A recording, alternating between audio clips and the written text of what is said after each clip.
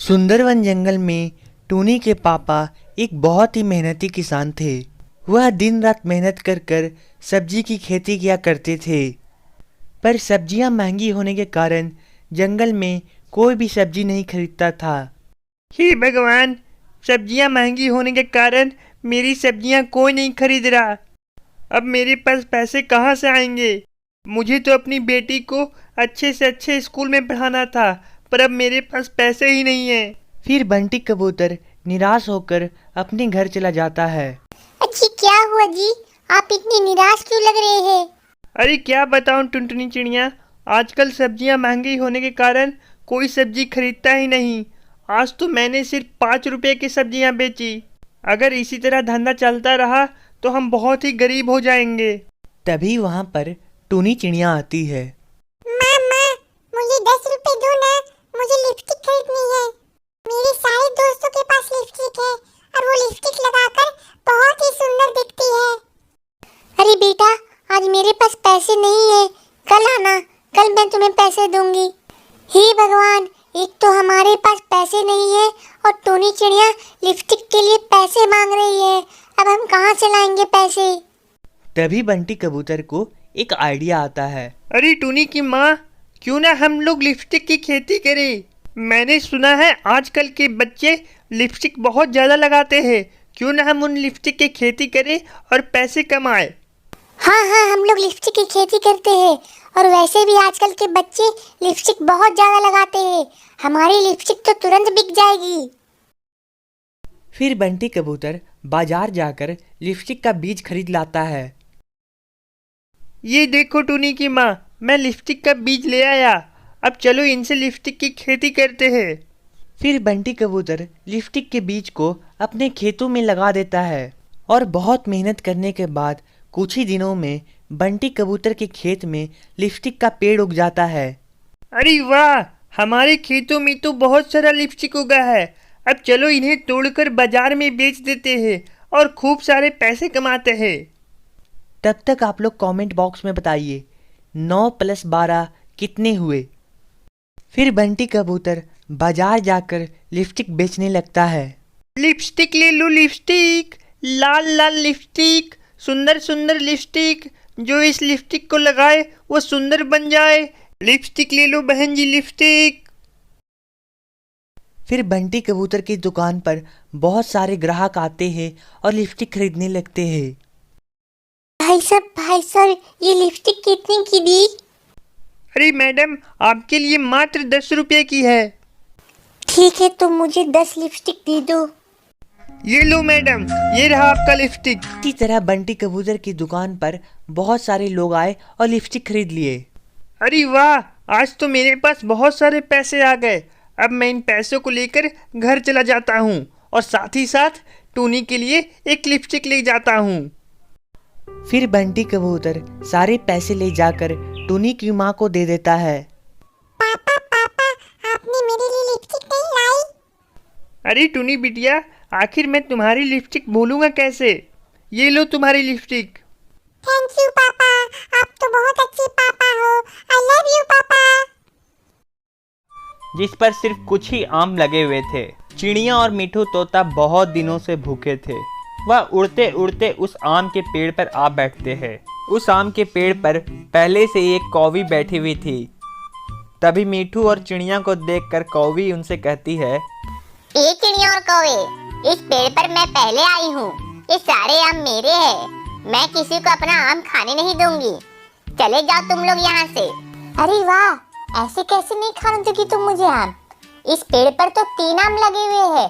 एक मैं खा लूंगी, एक मिठू तोता खा लेगा और एक तुम खा लेना।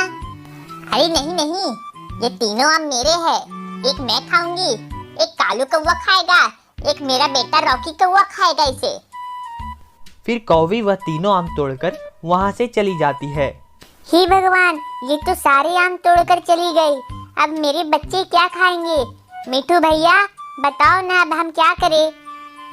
अरे हाँ टूनी, ये तो बहुत गलत बात है। ये तो सारे आम तोड़कर चली गई। अब हम और हमारे बच्चे क्या खाएंगे?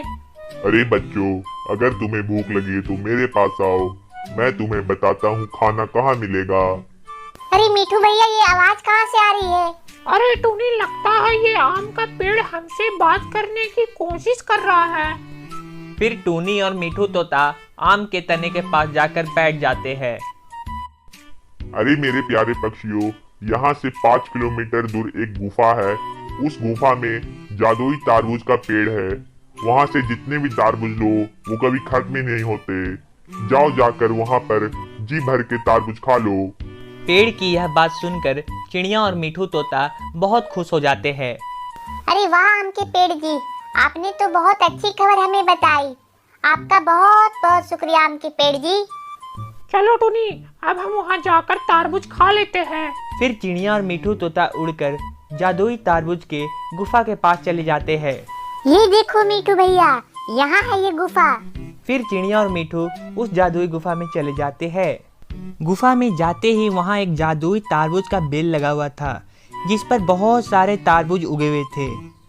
मीठू भैया, भगवान ने हमारी आखिर सुन ही ली। यहाँ पर तो बहुत सारे तारबूज लगे हुए हैं। चलो अब हम जंगल जाते हैं और सारे पक्षियों को बोल देते हैं कि यहाँ आए और तारबूज लेकर अपनी भूख मिटा ले। फिर मीठू तोता और टूनी चिड़िया एक एक तारबूज उठाकर अपने घर की ओर चल पड़ते हैं। और घर पहुंचकर टूनी चिड़िया तारबूज काटकर अपने बच्चों को खिला देती है। मम्मा मम्मा, इतने सूखे मौसम में तुमने इतने स्वादिष्ट और मीठे तारबूज कहाँ से लाए मम्मा? अरे चिड़िया बेटा, ये तारबूज का पता मुझे बड़े से आम के पेड़ ने बताया। अब इस जंगल का कोई भी पक्षी रात को भूखा नहीं सोएगा। सबको भरपेट तारबूज खाने को मिलेंगे। चलो अब कबूतर और उसकी पत्नी को भी तारबूज के बेल का पता बता देते हैं। फिर मीठू तोता कबूतर और कबूतरी को भी तारबूज की बेल का पता बता देता है। फिर तो हम कल ही जाएंगे और अपना भोजन ले आएंगे। और दूसरी तरफ कौवी भी बैठकर अपने परिवार के साथ आम खा रही थी। अजी पता है जी, जब मैं आम तोड़ रही थी तब वहाँ पर मीठू तोता और टूनी चिड़िया भी आई थी। तो फिर तुमने उन्हें मारकर भगा क्यों नहीं दिया? नहीं नहीं जी, मैंने उन्हें मारा नहीं, सिर्फ सारे आम तोड़कर चली आई। अरे कौवी, अब हमें भोजन कहाँ से मिलेगा? आम के बड़े पेड़ से तो सारे आम खत्म हो गए हैं। अजी मेरे पास एक तरकीब है। कल मैं दूसरे पक्षियों के पीछे पीछे जाऊंगी। जहाँ से उन्हें खाना मिलेगा मैं वहाँ से ही खाना ले लूंगी। अगली सुबह सारे पक्षी पीपल के पेड़ के नीचे बैठ जाते हैं। कोई भी पक्षी उन दुष्ट कौवों को जादुई तरबूज का पता नहीं बताएगा। अगर उन्हें पता चल गया तो वो वहाँ भी उल्टे फुल्टे काम करेंगे। फिर सारे पक्षियाँ वहाँ से उड़कर गुफा की ओर चले जाते हैं। वहीं पर कौवा और कौवी भी पेड़ के पीछे छुपकर पक्षियों की सारी बातें सुन रहे थे। देखा कालू जी, वो गंदी शक्ल वाला कबूतर हमारे खिलाफ सबको भड़का रहा था। हाँ हाँ कौवी, और साथ में वो मीठू तोता भी बड़ी बड़ी बातें कर रहा था। चलो अब हम उनके पीछे पीछे चलते हैं और देखते हैं वो कहाँ जा रहे हैं। यह कहकर दुष्ट कौवा और कौवी दूसरे पक्षियों के पीछे पीछे उड़ते हैं। टूनी, अब जब तक बरसात नहीं होती हमें यहीं से भोजन मिलता रहेगा। हाँ हाँ कबूतरी बहन, चलो अब इन मीठे तारबूजों को लेकर चलते हैं, वरना अगर कौवा और कौवी ने हमें देख लिया तो ये सारा तारबूज वो खा जाएंगे। फिर सारे पक्षी अपना अपना तरबूज तोड़ते हैं और अपनी घर की ओर चले जाते हैं। और जैसे ही सारे पक्षियाँ अपना खाना लेकर जाते हैं, उस गुफा में कौवा और कौवी पहुंच जाते हैं। कौवी, ये देखो, हमें तो खजाना मिल गया। देखो इसमें कितने बड़े बड़े तरबूज लगे हैं। अरे हाँ हाँ कौवे, चलो अब इन सारे तरबूजों को लेकर चलते हैं और सारे तरबूज हम खा लेंगे और जंगल के सारे पक्षी फिर भूखे मरेंगे। हाँ हाँ कौवी, चलो अब तुम इन तरबूजों को तोड़ो, फिर मैं इन्हें अपनी बोरी में भर लेता हूँ। फिर कौवा और कौवी उस जादुई बेल से तरबूज तोड़कर अपनी बोरियों में भर लेते हैं। अरे कालू, इन तरबूजों का तो बोझ बहुत ज्यादा है, मैं तो इन्हें नहीं ले जा पाऊंगी। अरे कौवी, तुम चिंता मत करो, तुम यहीं बैठो, मैं इन तरबूजों को अपने पीठ पर रखकर घर लेकर जाता हूँ। फिर कौवा तरबूज की बोरी लेकर जैसे ही उड़ने लगता है तब वो बोरी गिर जाती है। अरे कौवी, देखा तुमने, ये तरबूज तो गिर जाते हैं, अब हम इन्हें कैसे लेकर जाए? अरे कौवे, मेरे पास एक आइडिया है। क्यों ना हम इन तरबूजों को तुम्हारी पीठ पर बांध दे, फिर तुम इन्हें आराम से लेकर घर जाना। कौवी तरबूज की बोरी को कालू के पीठ पर बांध देती है और कालू वो लेकर उड़ने लगता है। बोरी भारी होने के कारण कालू को उड़ने में बहुत तकलीफ होने लगती है। वो कभी ऊपर जाता तो कभी नीचे आता। जैसे तैसे कर कर कालू कौवा नदी के पास पहुंचता है। तभी बहुत ज़्यादा होने के कारण कालू कौवा तरबूज के साथ नदी में गिर जाता है और डूबकर मर जाता है। पास ही के डाल पे बैठा एक बुलबुल कालू कौवा को डूबते देख लेता है और जाकर मीठू तोता को सारी बातें बता देता है। अरे भाई मीठू तोता, मैंने आज बहुत बड़ी दुर्घटना देखी। ये कालू कौवा वजनदार तरबूज की बोरी लेकर नदी में गिरकर मर गया। अरे ये तो बहुत ही दुख की बात है। चलो अब इस बात को हम कालू की पत्नी कौवी को बता देते हैं। यह कहकर मीठू तोता गुफा की ओर जाता है और कौवी से सारी बातें कह देता है। अरे कौवी, ये देखो क्या हुआ। आखिर तुम्हारी लालच ने तुम्हारे पति को मार डाला। अरे ये क्या बोल रहा है तू मीठू तोता? मेरा पति तो मेरे घर गया है तरबूज लेकर। ये कौवी, जब तेरा पति तरबूज लेकर घर जा रहा था तो नदी पार करते समय गिरकर मर गया।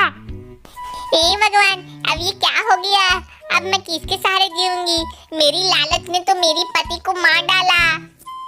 सुंदरवन जंगल में सेठ चीचू कौवे का एक बहुत बड़ा जामुन का खेत था, जो इसकी नौकरानी टूनी चिड़िया संभाला करती थी। अरे अरे टूनी चिड़िया, मेरे खेत में कैसा काम चल रहा है? सब कुछ ठीक तो है ना? हाँ सेठ जी, सब कुछ ठीक है। मैंने कल ही कीड़े मारने वाली दवाई डाली है खेत में। और टूनी, मैंने जो कल नए बीज लाए थे वो कैसे है? सेठ जी, वो बीज तो बहुत ही अच्छे हैं। उन बीजों के पेड़ से मोटे मोटे जामुन उग रहे हैं। अरे अरे वाह, ये तो बहुत अच्छी न्यूज है। इससे तो हमें और भी ज्यादा पैसे मिलेंगे। जी सेठ जी।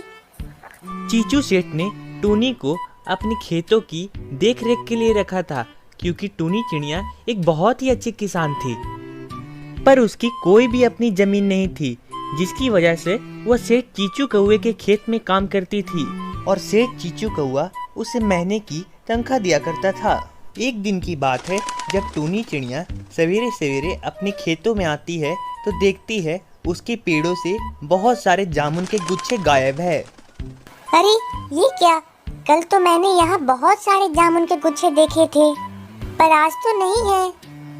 खैर छोड़ो, जाने दो। लगता वो मेरा वहम था। शायद मुझे ही कोई गलतफहमी हो गई होगी। टूनी चिड़िया ने इस बात पर ज्यादा ध्यान नहीं दिया और वह वापस अपने काम में जुट गई। और 7 बजते ही टूनी चिड़िया अपना काम खत्म कर अपने घर को चली गई। फिर अगले दिन वह वापस अपने खेत में आई तो देखी आज भी जामुन के गुच्छे गायब थे। अरे अरे, आज भी जामुन के गुच्छे गायब थे।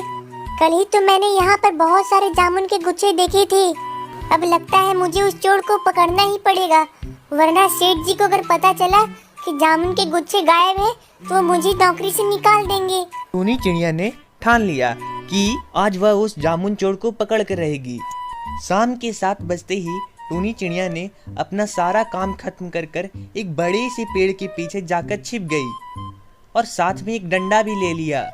आने दो उस चोर को। अगर वो आज मुझे मिला तो मैं उसे मार मार कर आज उसकी चटनी बना दूंगी। बड़ा आया मेरे खेतों से चोरी करने वाला। आज के बाद वो मेरे खेतों से कभी चोरी नहीं कर पाएगा। टूनी चिड़िया ने अपने खेत पर नजर गड़ाए रखी थी। आधी रात हो गई थी, लेकिन अभी तक जामुन चोरी करने वाला चोर नहीं आया था। अरे ये क्या? इंतजार करते करते आधी रात हो चुकी है, फिर भी वह जामुन चोर अभी तक नहीं आया।